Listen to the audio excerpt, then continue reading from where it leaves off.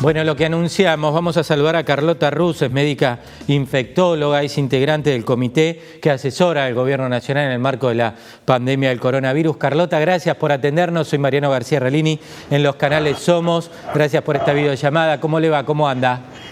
¿Cómo está? Bien, gracias. Bueno, gracias por este ratito. Carlota, cuéntenos, ¿cómo estamos? ¿Cómo estamos con esta situación? Estamos en una situación de curva ascendente, esperable, por lo menos nosotros sabíamos que esto iba a suceder, preocupados por el lugar donde se están desarrollando los casos con mayor, digamos, el mayor número, que es en los barrios carenciados, pero aparentemente se están tomando todas las medidas necesarias para tratar de limitar este tema. Se estuvo trabajando desde el punto de vista médico a través del operativo Detectar y desde el punto de vista social y político con los referentes del lugar, y supongo que después de la reunión que tuvieron recién con el presidente harán algunos ajustes, sobre todo para tratar de disminuir el número de casos. Carlota, ese operativo Detectar, ¿está bien decir que son controles y no testeos? Porque yo creo que ahí estamos cometiendo como mínimo una imprudencia en muchos medios y parte del sector político que directamente dice testeos masivos. Se hace un control y ante un caso sospechoso se testea. Digo esto porque puede generar confusión y que la gente salga a decir, a mí no me testearon, vengan a mi barrio, y me parece que se hace un control primero, ¿no? Exacto, lo que quiere decir el operativo Detectar es ir a buscar a los posibles casos sospechosos. Claro. Es decir, una persona que puede tener un poco de fiebre, o un poco de tos, o solamente tos y dolor de garganta, porque también cambió el criterio de caso sospechoso, eso cambió hoy. Sí, así que ahora se lo voy a preguntar también. Bueno, eso lo hace más sensible. Entonces uno va y pregunta, bueno, si tiene estos síntomas, y si los tiene, le toma el hisopado. La otra cosa que también sirve es que en ese caso a los que están a su alrededor, los que serían los contactos estrechos, los aísla o trata de aislarlos. Eso es lo que es más dificultoso en esos lugares, claro, y es lo que seguramente se va a ajustar mejor en este tiempo. Bueno, pero es muy importante que usted lo aclare, y es lo que decíamos, y acá lo dijimos desde el primer día, que no son testeos masivos en todos lados, porque esto me parece que puede llevar a la confusión, y gente en distintos barrios, barriadas humildes o en cualquier barrio porteño, del conurbano donde nos están viendo, que diga, a mí no me testean. Y son controles, y a partir del control, con estos síntomas que muy bien explica la doctora, se hace el testeo correspondiente. Doctora, me mencionó lo de la OMS y nuevos síntomas que aparecieron que podría determinarse un eventual COVID-19. ¿Y cuáles serían esos síntomas que determinó la OMS? No, la OMS no. Ahora, acá, en nuestro país, se cambió la definición de caso sospechoso. Bien. Es decir, el caso sospechoso fue cambiando desde que empezó la pandemia en varias oportunidades. Sí. Cada país tiene su propia definición de caso sospechoso, que tienen muchas cosas parecidas, pero no son todas iguales. Entonces, lo que va pasando es que a medida que pasa el tiempo, uno trata de que sea más sensible. Entonces, busca algunos síntomas que son menos de los que necesitaba antes. Claro. Entonces, por ejemplo, en estos barrios, la definición habitual de tener fiebre, más tos, más el dolor de garganta, dolor de garganta, más dificultad para respirar o algún trastorno del olfato y del gusto, todo eso era lo que se decía caso sospechoso, y es lo que se dice habitualmente en cualquier parte de la población. Pero en esos barrios y también en algún nivel en otras comunidades cerradas, como los geriátricos, los penales, los paradores, es decir, todos esos lugares donde concentra mucha gente, no necesitamos que tenga fiebre y alguno de esos. Con tener solo uno o dos de esos, sobre todo dos de esos, es suficiente. Entonces no solamente se van a buscar a los que tienen fiebre, sino cuando tienen alguno de estos síntomas. Eso lo hace, claro, hace que sea más sensible la definición.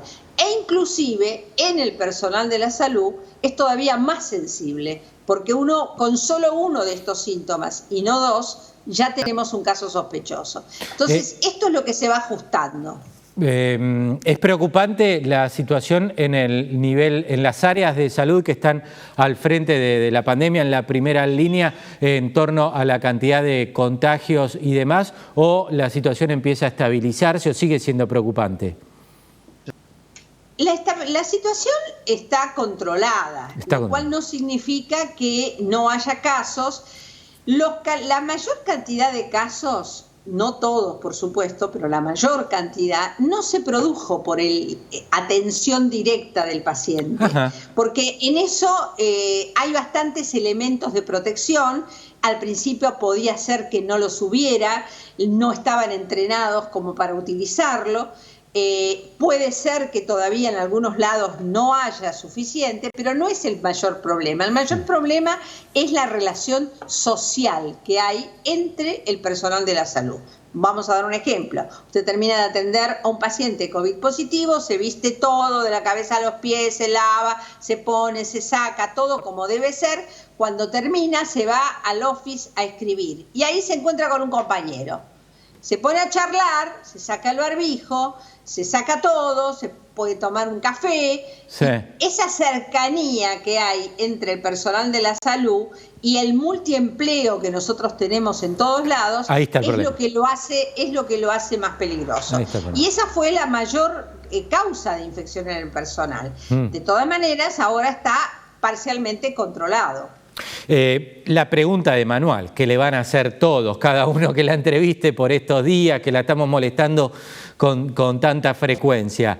¿Qué le van a decir al presidente o si ya le dijeron qué medidas a tomar? Obviamente no lo va a decir primero acá que en la comunicación oficial que tienen que hacer al gobierno nacional, pero ¿hay algún indicador que puede pensar que vamos a una situación más flexible o finalización de la cuarentena? Habitualmente nosotros lo que hacemos es una comunicación entre todo el grupo asesor, que somos como 17, sí.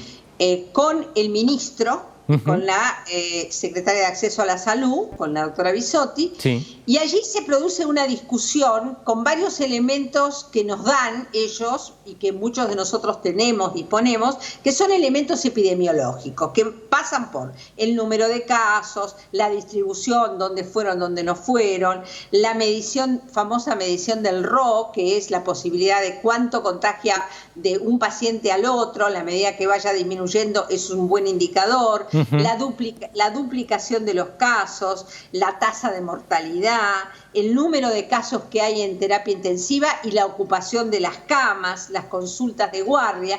Es decir, todas esas variables se toman en cuenta para tratar de tomar una decisión.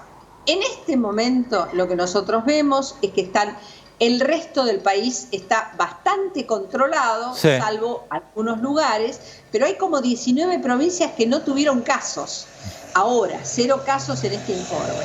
Entonces, las provincias que sí los tuvieron, en Chaco, por ejemplo, también hay, no estoy segura, pero creo que hay dificultad con los pueblos originarios, sí. Es decir, con los aborígenes. Eso también es casi como una comunidad parecida a nuestras villas de emergencia, con otros, obviamente con sin otros duda. Códigos. Sí. Y bueno, en este momento el problema fundamental es ahí, es en las villas de emergencia y en las comunidades cerradas. Ahí está la principal preocupación. Exactamente. Entonces, si usted me pregunta qué es lo que yo pienso, es decir, no sé lo que voy a decir porque cuando tenga más elementos quizás tenga más posibilidad de decirlo. Sí. Lo que yo pienso es que evidentemente el problema es, al estar bien radicado en ese lugar, lo que hay que hacer es actuar en ese lugar, que es lo que está haciendo el gobierno con varias de estas cosas que pasaron en los últimos días. En el resto de la ciudad de Buenos Aires, si los casos son más o menos los que nosotros esperábamos, porque al testear más va a haber más casos, claro. Quizás no es un momento para avanzar pero tampoco para retroceder. Quizás está para quedarnos donde estamos y seguir trabajando con protocolos mejor. Es decir, mucho el problema también hay que ver cómo se soluciona el problema del transporte para evitar que se hacine la gente. Sí. Bueno, y esa es mi opinión. O sea, yo creo que las cosas no están dadas como para avanzar. O sea, está para seguir la cuarentena, estaría para seguir en las condiciones que tenemos. Sí. En el resto del país sí se puede avanzar en muchos niveles. Y esa sería una opinión, más o menos, que es lo que pensamos casi todos. Pero ya nos dio una pista muy clara. Le hago una pregunta más cortita, a ver si incide o no, porque me imagino que también los debe, no sé si los afecta o no a ustedes la situación económica, pero cuando hacen todo el análisis y van a presentar la situación, ¿se les cruza por la cabeza o influye la situación económica que estamos atravesando por la pandemia, no solo en la Argentina, en el mundo entero, al momento de dar la decisión, o únicamente la mirada está puesta como médicos, como infectólogos, en la cuestión sanitaria y de salud? No, nosotros tenemos una mirada exclusivamente en el aspecto sanitario. Bien. Obviamente que conversamos, sabemos lo que existe a nivel, digamos, económico, pero tratamos de que eso no interfiera en las decisiones en este equipo y en este grupo. Bien, vale la aclaración. Lo último, y muy cortito le pido si puede, lo que se habla en el mundo, vacunas, ¿hay algún estimado? Y si eso nos permitiría volver a lo que era la normalidad. Y segunda parte, que hoy se hablaba en algunos países europeos, la pérdida de la fuerza del virus. ¿Eso es real, es probable, cierto, no? Es poco probable. Este virus, hay cosas que todavía no sabemos. Ajá. La vacuna yo creo que va a salir, la vacuna lo veo como muy probable el año que viene. Mucha suerte el año que viene. Qué bárbaro. Con mucha suerte en la primera mitad.